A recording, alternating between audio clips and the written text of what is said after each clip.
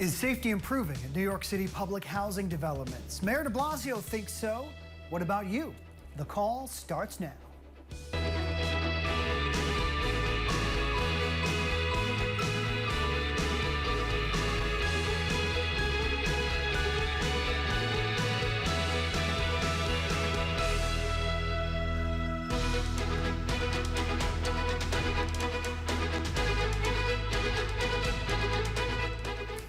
Thanks for joining the call, the first interactive newscast where you tell us what's news.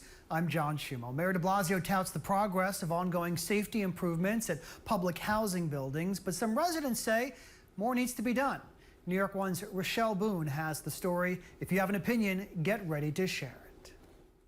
It's not uncommon to see scaffolding all over the city, but it seems to be a permanent fixture at many public housing complexes. About 5 years to take the scaffolding down from my window. Mayor de Blasio says that is far too long and has ordered all but a handful of scaffolding to be removed from projects across the 5 boroughs as part of a plan to improve security.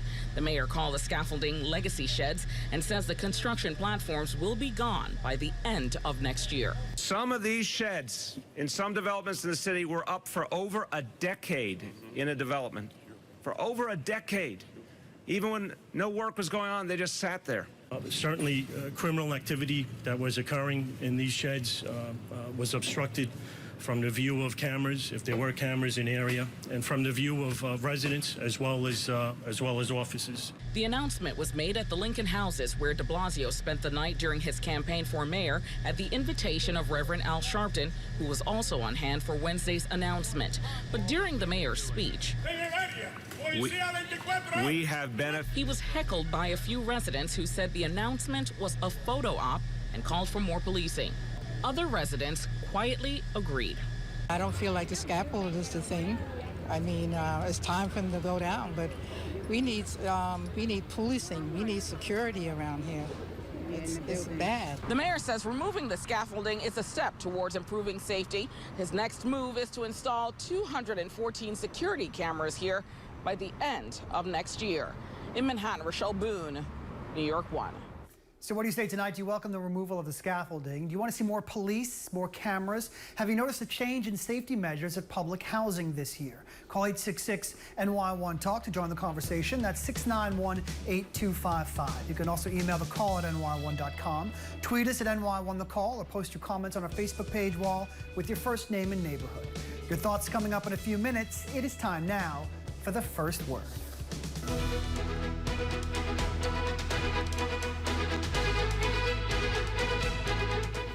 Joining us by phone tonight is Inez Rodriguez, president of the Boulevard Houses Tenant Association in Brooklyn. Inez, thank you for your time tonight. We last spoke in the beginning of the summer after the stabbing tragedy at your development. Here we are nearing the end of summer. Are you feeling any safer? I feel a little bit more safer now because we finally got a few cameras. But we need the rest of the cameras because it's not fair to just put 9 cameras. What about the rest of the development? We still have a safety issue concern. People are still worried because I know de Blasio had told us that he was going to help us to get the rest of the money for the cameras. And I spoke to the controller, and he's waiting for de Blasio to let him know so he could sign off the check. Because we not only do we need cameras, we need front doors. These doors, you could just yank them, so it doesn't make a difference to put a camera and then the doors are not working. So we need a whole the front doors done, and we need the rest of the developments to get these cameras to make it a little safety for our children and for the people that work here and live here in the development. I want to talk more about the doors, but let's stick with the cameras right now. You said 9 security cameras have been installed already. Are they working to deter crime? They are working, but we still need the rest of the cameras. It's not fair for us to just put 9 cameras, and like I said, we still have the rest of the development that needs to be done. And like I said, we need the front doors. Yeah, let's talk about that. What about the residents? Have the residents changed their ways since the attack earlier this summer? For example, maybe changing a habit of leaving a door open or something like that? Well, you know that you have some people will close the door, But then you have you have a lot of people that moving you into the development, and some of them are coming in and they're leaving the doors open in some of the areas, and because they don't have the keys to get in. So let's talk more about the locks on the doors. What else needs to be done specifically? What's the problem with the front doors? These doors, they're easy to yank. You take and they come to the front. Some of them know how to yank the door. Whether it's locked or closed, they can yank the door and easily come into the building. So we're not safe still. So even if it's locked, a simple pull of that door, if you're doing it hard enough, will open it up. Yes, I even seen young children that are able to open a door. They yank the door. I've seen them when they can't get in. They will yank the door and get in the building. So this is a safety. This is a quality of life issue. This is a safety. We need to get new doors to be put in, and we need our cameras to get the rest of the development safety secure. What about lighting at the boulevard houses? Is lighting an issue? We are blessed now that we got the light towers. The officers bought 10 light towers which light up at night and they stay until morning. So now it's easier for the people that go to work at night to see a little bit better. I feel a little bit safer by seeing the light towers on because they stay all the way.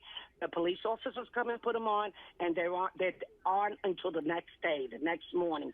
So it brightens up the development. What about the relationship with police? We've been talking on this program for more than a month about the death of Eric Garner on Staten Island. It was involving police officers, obviously. That has led to a lot of phone calls from New Yorkers on this program saying that relations have been strained since then. How would you currently describe the relationship between residents, your neighbors, and the police who patrol the boulevard houses? We have a very good inspector, Miguel Iglesias, that came into our development, PSA 2. He's been on a few months, and we seem to get along very well.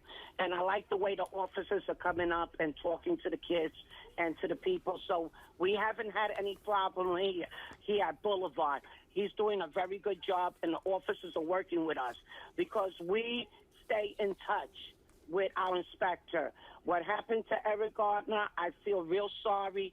That was unnecessary, that this had to happen to him and his family. I pray for them, and I pray to God to give them the strength that shouldn't have to happen to anybody, because that was really uncalled for, what was done to him.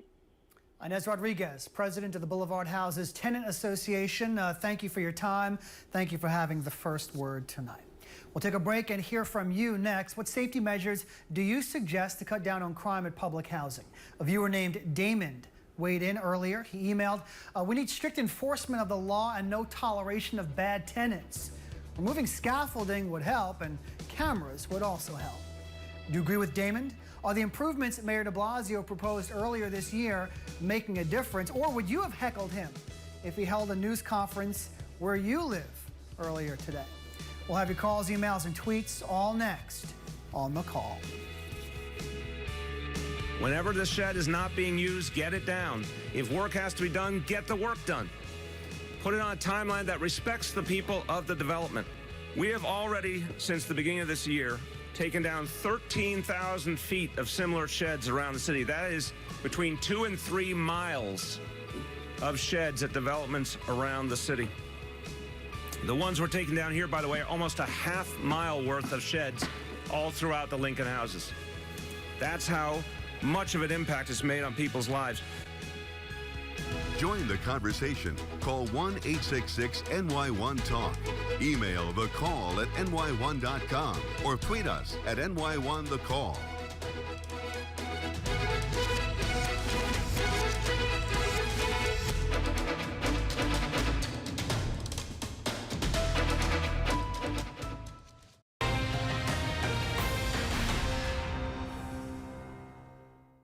Football isn't just a game of running, catching, and salsa dancing. There's velocity, trajectory, and momentum.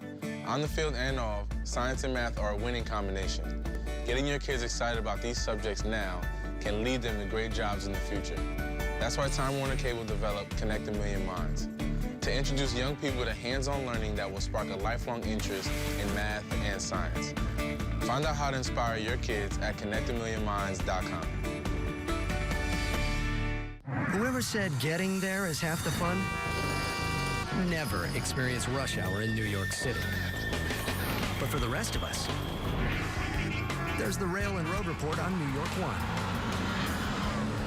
We can't make it fun, but we can make it easier with up-to-the-minute transit and traffic information. The Rail and Road Report, morning and evening rush hours at 8 and 38 past the hour on Time Warner Cable News, New York 1. Dramas, comedies, dramedies, action, thrillers, and more. There are hundreds of movies to choose from.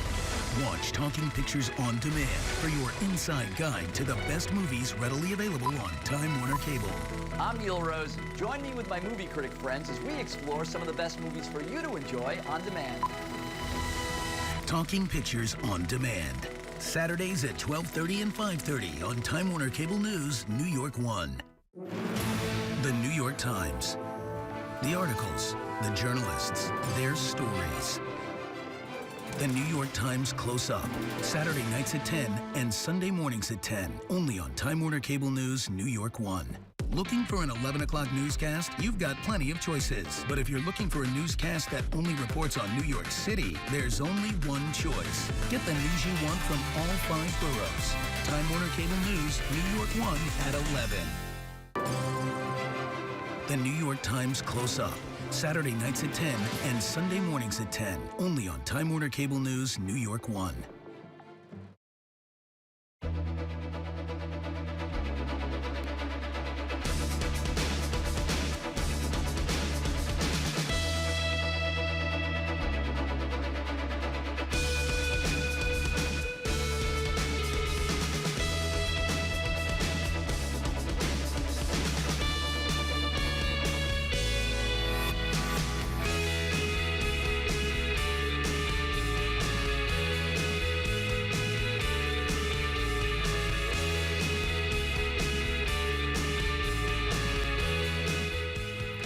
Welcome back to the call. I'm John Schiumo. Mayor de Blasio's plan to improve safety in public housing includes more police, security cameras, and the removal of miles of unnecessary scaffolding. Today's event was about those sheds, but some residents of the Lincoln houses said they'd rather have the cops and cameras. So what do you say tonight? If you live in, near, or work at a public housing development, have you noticed a change in safety measures this year?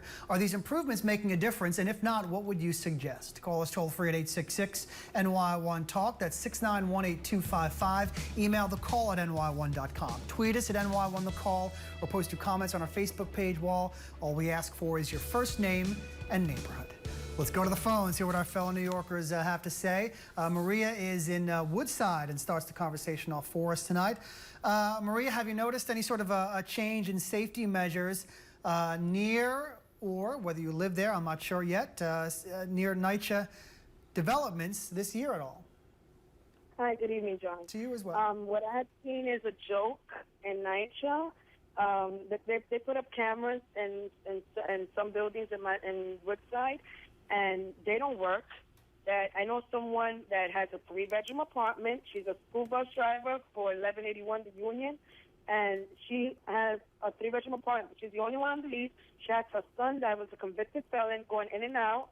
I don't understand how people are sitting in shelters that need this apartment, and here's NYCHA that have this person living there when this person is making very good money that could afford to pay a nice rent somewhere else, and there's other people that are living in shelters that need this apartment.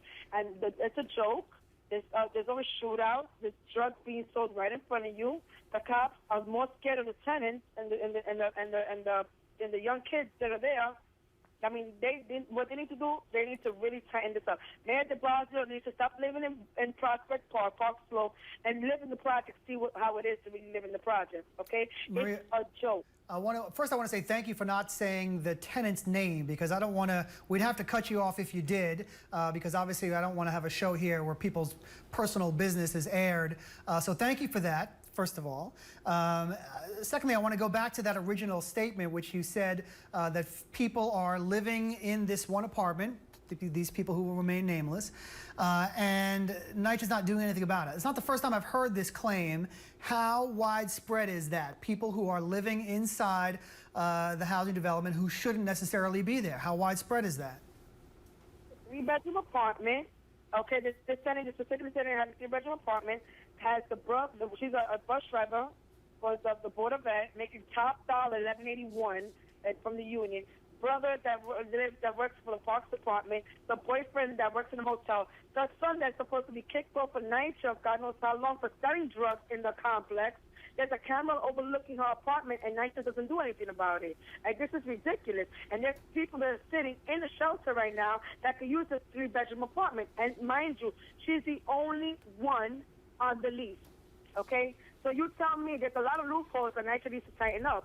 Not only a scaffold or a camera, because there's a camera right over her door, and I mean, I'm pretty sure whoever's looking at this camera will see the in and out all day long.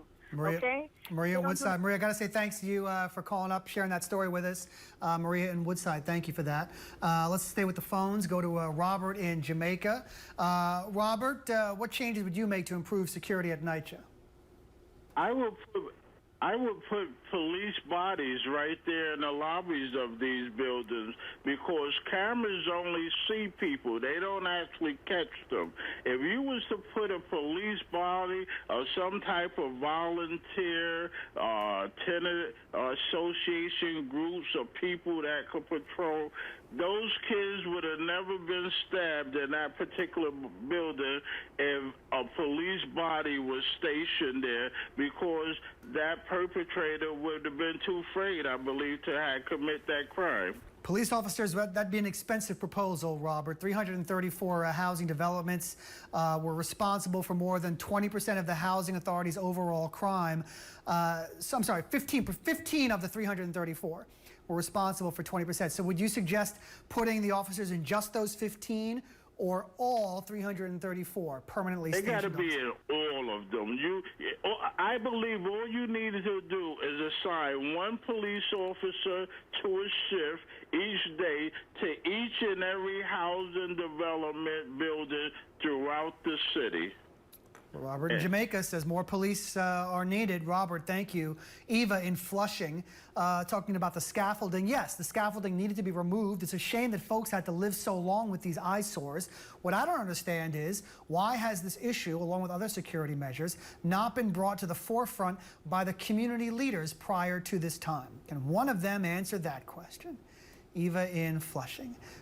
Eva, I won't speak for these unnamed community leaders, but I know the Tenant Association folks have been screaming for years for some attention.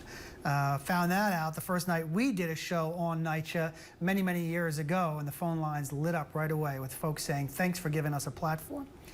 Eva, thank you. We'll take a break. More of your thoughts when the call continues. These locations, if they stayed erected long enough, were poorly lit. They provided a place of refuge for someone who may be about to do an illegal act. They also provided a place for individuals to store contraband. So I like what I hear in NYCHA's new plan. It's basically they're going to stay up only as long as necessary, and that there's a plan for 80% of these to be removed by next April.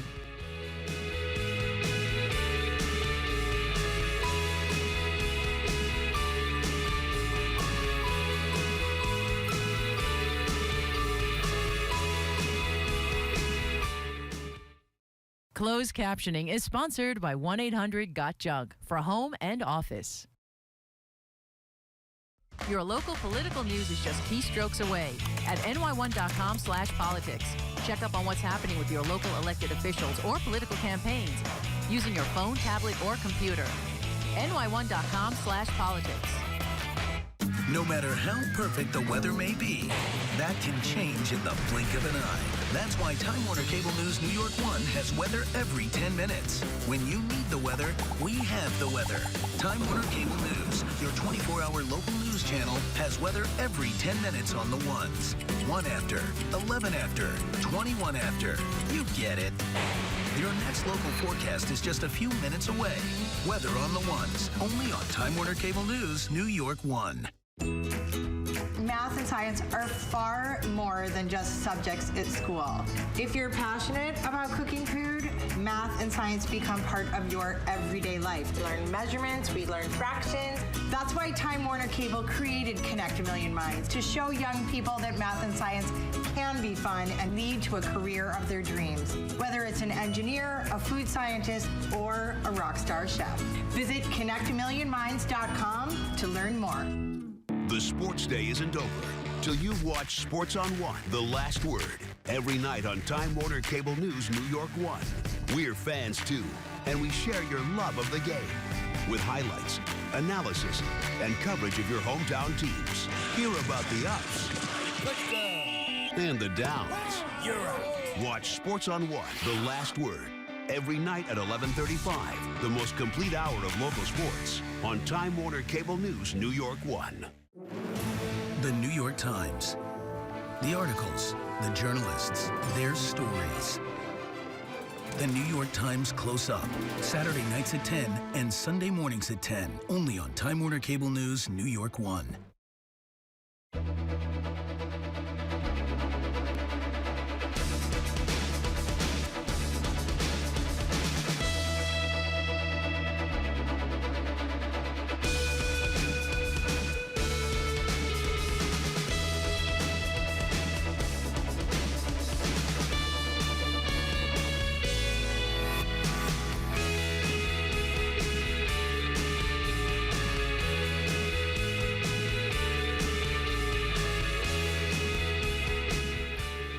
Welcome back to the call. Nearly 2 months after unveiling his safety plan for NYCHA buildings, Mayor de Blasio touts the progress that's been made as workers took down scaffolding at the Lincoln houses behind him. The mayor said the city has begun removing miles of these unnecessary sidewalk sheds. He also says there are more police officers and cameras at public housing buildings now than before.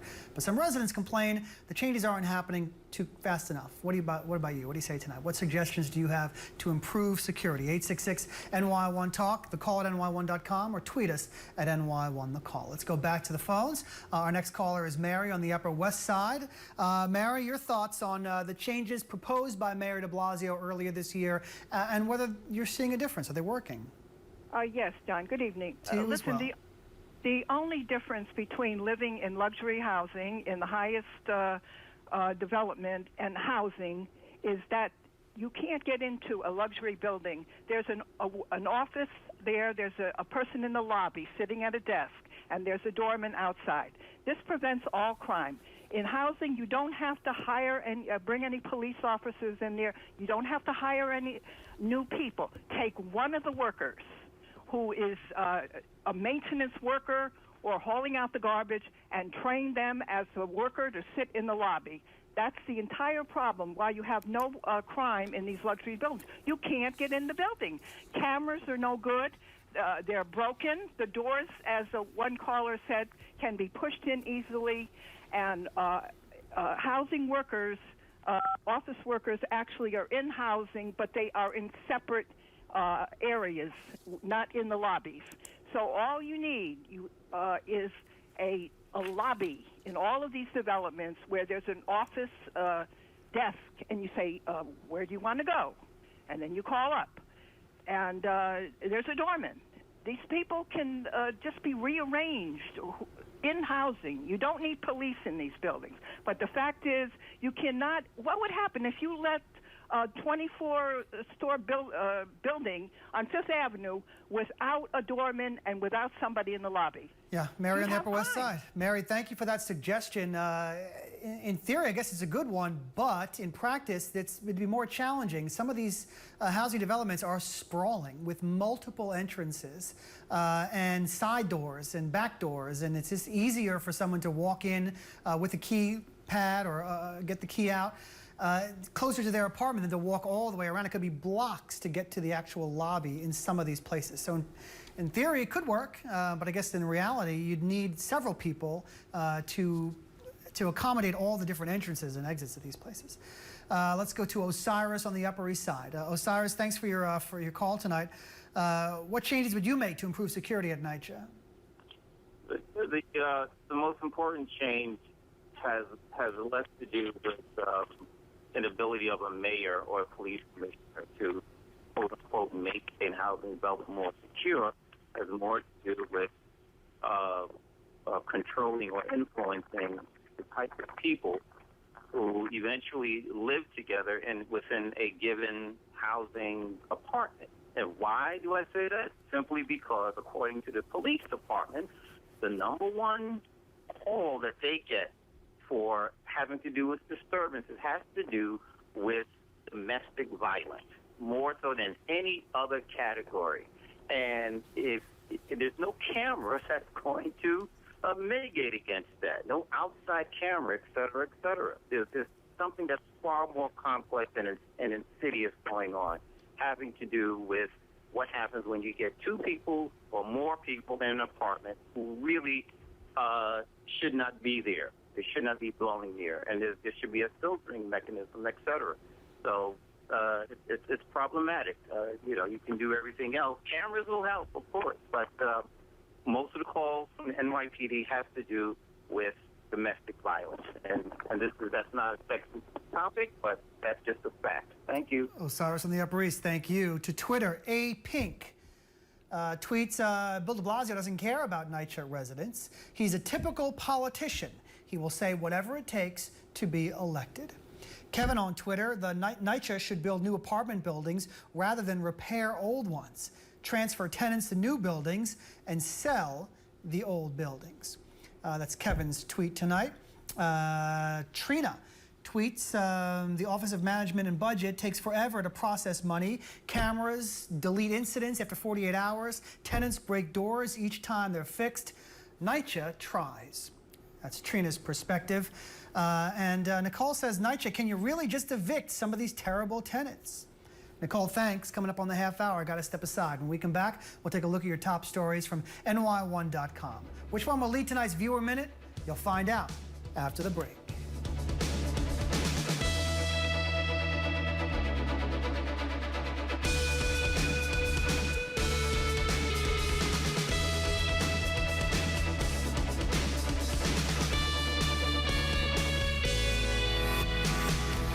Conversation. Call 1-866-NY1-TALK. Email the call at NY1.com or tweet us at NY1TheCall.